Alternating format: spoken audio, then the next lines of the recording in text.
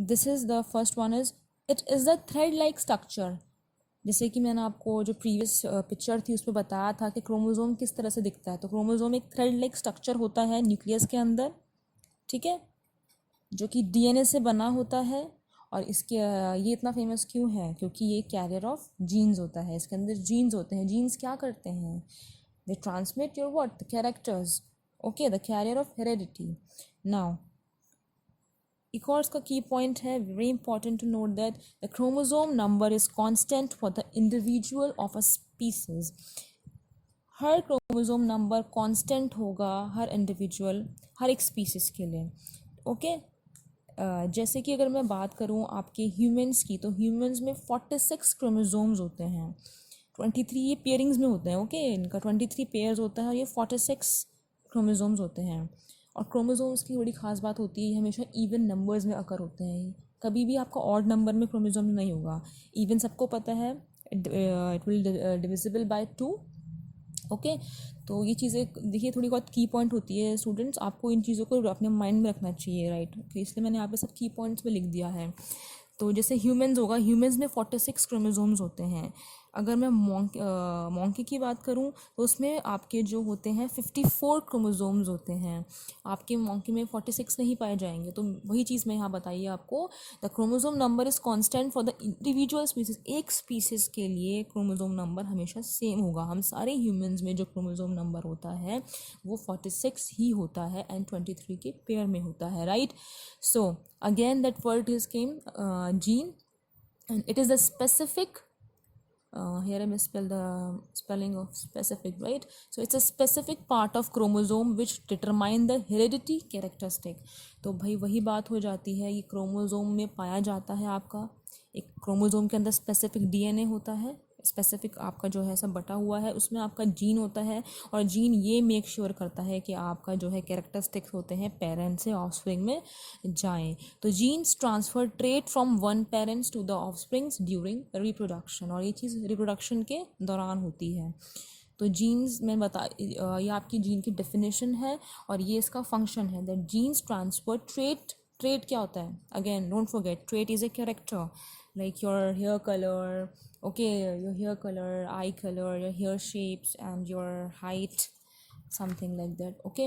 So genes always work in pairs and it has two alternative forms called allele. जो आपका jeans होता है हमेशा पेयर्स में काम करता है और हम इसकी अल्टरनेटिव फॉर्म्स को अलील बोलते हैं। चलिए हम इसको थोड़ा डीपली पढ़ते हैं। तो देखिए नॉर्मली क्या होता है, हर जीन्स के दो अल्टरनेटिव फॉर्म्स ऑफ कैरेक्टर्स होते हैं, दो फॉर्म्स होते हैं जो कि डिफरेंट अफेक्ट प्रोड्यूस करते हैं और इन दोनों फॉर्म्स को हम अलील्स बोलते हैं। क्या बोलते हैं स्टूडेंट्स? यस, अलील।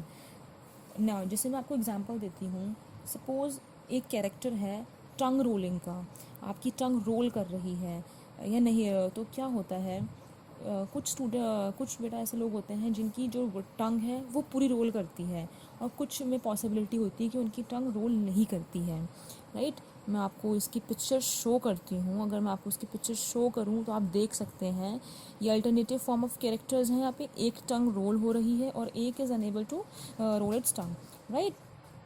सो तो ये दो फॉर्म ऑफ अलील हो गई, one is for rolling one and other one is for non rolling one, right. So ये चीज़ है कि जीन जो आपके होते हैं हमेशा वर्क में काम करते हैं, राइट। और जो इसकी दो अल्टरनेटिव फॉर्म्स होती हैं वो क्या होती है? एलील। जब भी हम जीन्स को एक्सप्लेन करते हैं, while explaining the genes what we will do, we represented by letters. हम उनको लेटर्स से रिप्रेजेंट करते हैं। लाइक मैं देखो आपको एक एग्जांपल देती हूँ। जैसे कोई प्लांट है, उसकी लेंथ एक कैरेक्टर है उसका, ओके, वो उसका या उसकी हाइट हम कैरेक्टर मान लेते हैं उसका। तो हम उसको जो उसकी जीन्स होंगी हम उसे कैसे रिप्रेजेंट करेंगे? टॉल या ड्वार्फ, तो ये उसकी ट्रेट हो गई, right. Okay, let me clear again.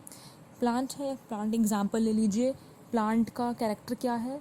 हम एक कैरेक्टर देखते हैं उसका, भाई हम प्लांट, हमारे सामने हमने एक प्लांट रखा हुआ है, हम उसका कैरेक्टर देख रहे हैं, तो उसका कैरेक्टर हम क्या देख रहे हैं, कोई भी देख लीजिए, चाहे आप प्लांट में उसकी लीव्स का देख लीजिए, तो अभी हम यहाँ पर जो देख रहे हैं वो हाइट का देख रहे हैं, लेंथ जो उसकी है, तो हमें उसकी ट्रेट क्या दिखेगी, या तो वो हमको प्लांट टॉल दिखने वाला है, या चांसेस क्या है, व्हाट इज़ द प्रोबेबिलिटी, या तो प्लांट हमको टॉल दिखेगा, या हमारे नज़रिए में वो प्लांट ड्वार्फ होगा, छोटा प्लांट होगा।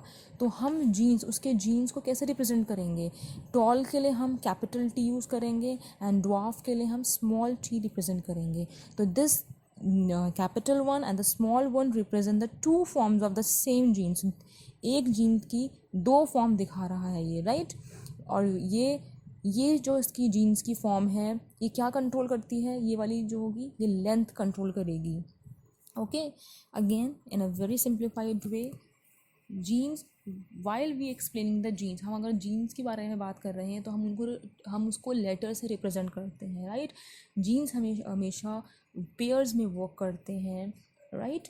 कोई कैरेक्टर है, मान लीजिए प्लांट का लेंथ और उसकी हाइट का कैरेक्टर, हम एक प्लांट को ऑब्ज़र्व कर रहे हैं, हम उसका कैरेक्टर ऑब्ज़र्व, हमें बोला गया है कि भाई एक प्लांट की हाइट का आपको कैरेक्टर ऑब्ज़र्व करना है, ठीक है। तो मुझे जो ट्रेट दिखेगा उसमें वो क्या दिखेगा, टॉल दिखेगा, या तो मुझे वो प्लांट, या प्रोबेबिलिटी होगी वो प्लांट शॉर्ट होगा शायद, ठीक है।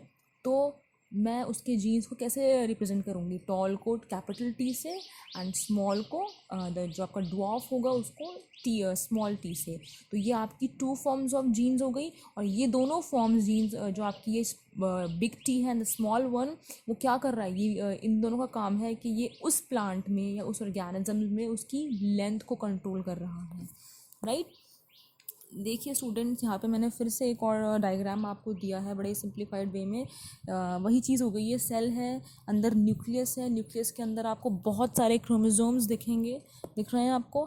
एंड दिस क्रोमोसोम्स को अगर हम और सिंप्लीफाइड वे में देखें तो इनके अंदर क्या होते हैं, जीन्स होते हैं, सॉरी डीएनए होता है। और डीएनए को भी अगर मैं सिंप्लीफाइड कर दूँ थोड़ा सा, हम अगर उसकी भी अगर हम बेसिक यूनिट में जाएँ तो आपकी जीन होती है, genes, right. Okay, so moving forward, अब हम बेटा पढ़ेंगे एक कैरेक्टर्स के बारे में। स्टूडेंट्स, हम इस चैप्टर में एक ग्रेगोर मेंडल हैं, उनके एक्सपेरिमेंट के बारे में पढ़ने वाले हैं। तो देखिए, उनके एक्सपेरिमेंट में जाने से पहले वहाँ पे बहुत सारे एक बड़े ही इम्पॉर्टेंट या कीवर्ड आने वाले हैं जिनके बारे में आपको जानना बहुत ज़रूरी है। जैसे कि मैं बताती हूँ आपको, क्रोमोसोम्स के बारे में वहाँ आएगा, वो मैं आपको ऑलरेडी बता चुकी हूँ, क्योंकि जो ग्रेगोर मेंडल है इनके टॉपिक में ये वर्ड्स हम यूज़ करने वाले हैं।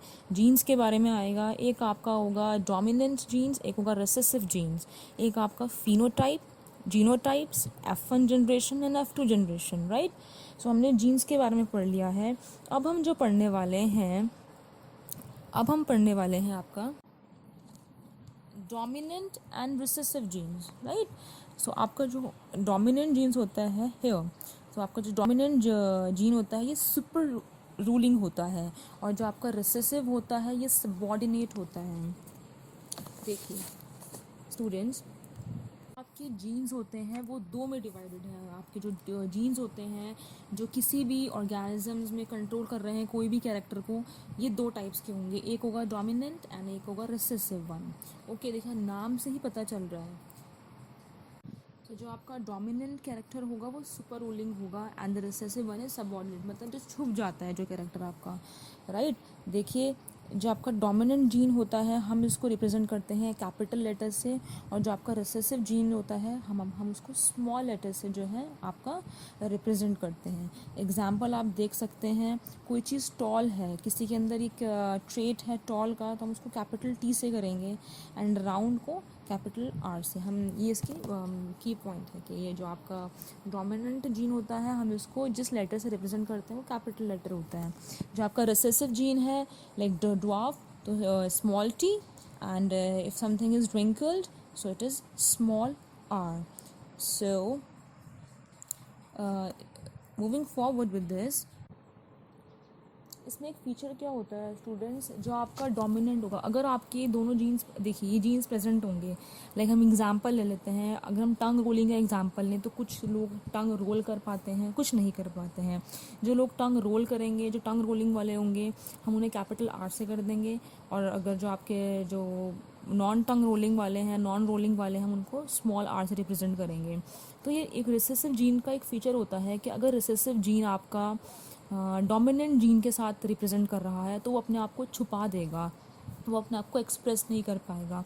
अगर सपोज़ दो जीन्स एक साथ पेयरिंग में आ रहे हैं, राइट, अगर दो जीन्स एक साथ पेयरिंग में आ रहे हैं और वो आपके दोनों अलग अलग हैं, लाइक एक आपका रोलिंग वन है, एक नॉन रोलिंग वन है, एक capital R and the small R, तो क्योंकि कैपिटल आर की वजह से रोलिंग वजह जो रोलिंग टंग होगी उसकी वजह से जो स्मॉल आर है वो अपने आप को सप्रेस्ड कर देगा और हम उस जीन्स में वो रोलिंग वाला कैरेक्टर शो करेगा, नॉन रोलिंग वाला कैरेक्टर छुप जाएगा, राइट।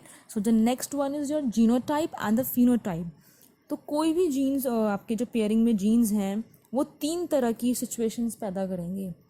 अगेन मैं टंग रोलिंग का एग्जांपल आपके लिए ले लेती हूँ, मैं आपको एक पिक्चर शो करती हूँ यहाँ पे, like father and the mother.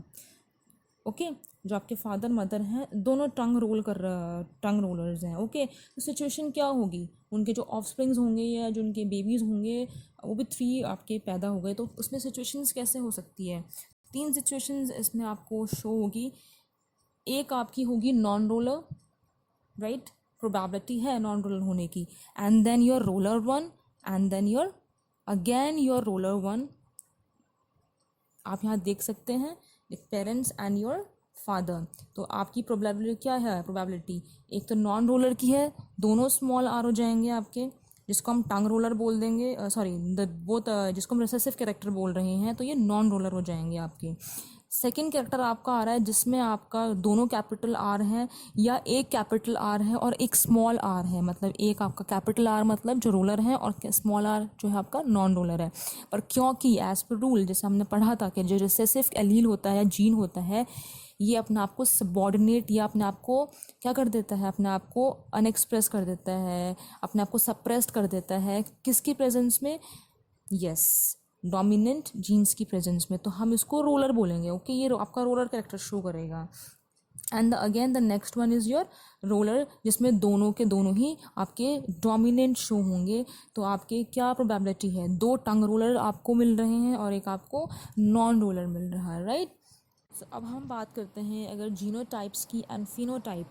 तो देखिए स्टूडेंट्स यहाँ ध्यान से देखिएगा, यहाँ बताया गया है जीनोटाइप आपका क्या होता है, कोई जीन से रिलेटेड है, मतलब ये चीज़ आप इंटरनली पढ़ने वाले हो, ये फिजिकली नहीं देख रहे हैं आप इसको इंटरनली भी इसके काउंटिंग को देख रहे हैं। तो जीनोटाइप क्या होगा आपका, so genotype is your what, it is description of genes present in an organisms. एक ऑर्गेनिजम्स के अंदर कितने जीन्स आपके पाए जाते हैं उसका डिस्क्रिप्शन ही बता रहा है।